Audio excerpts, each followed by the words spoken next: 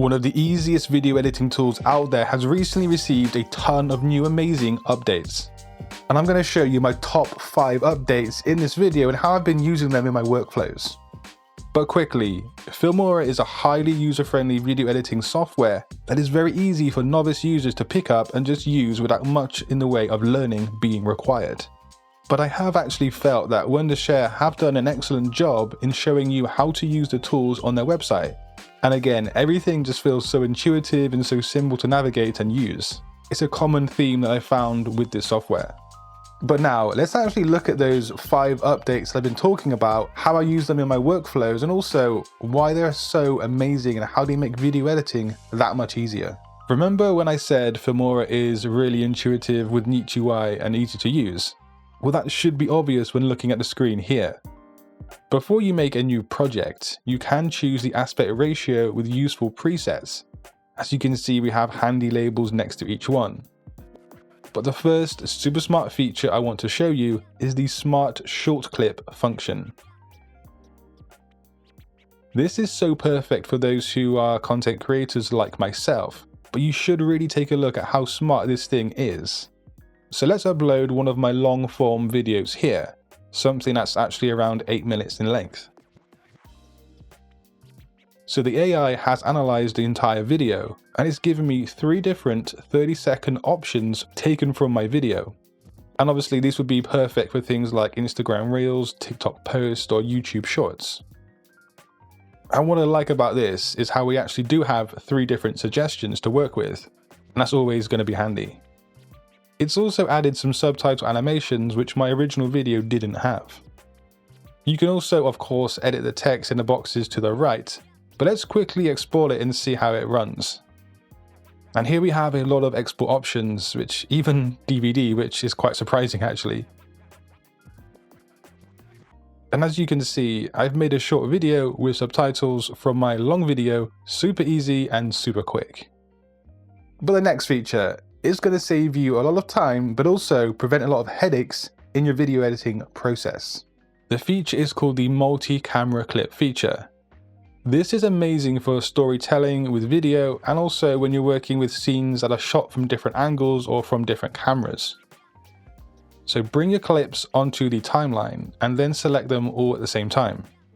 Right or control click and then make your way to the multi-camera clip button found right here.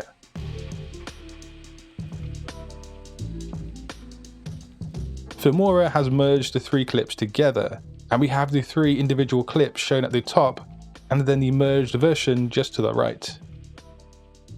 I can take the split tool and just cut the clip up and allocate which clips I want and in which order to tell the story or the sequence.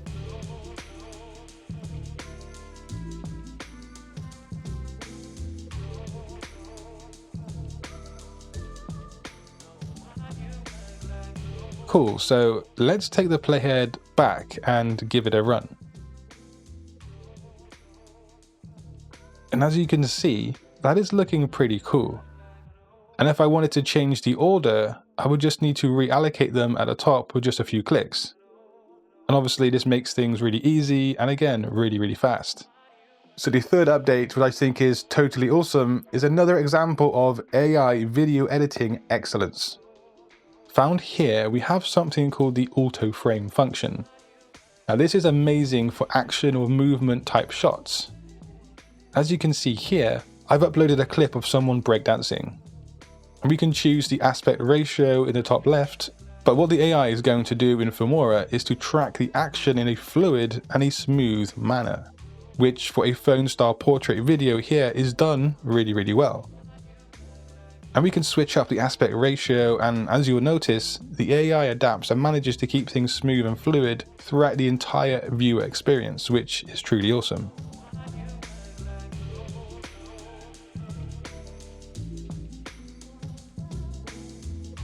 Next, just a quick example of something I personally use a whole lot, and it's something which is another new update.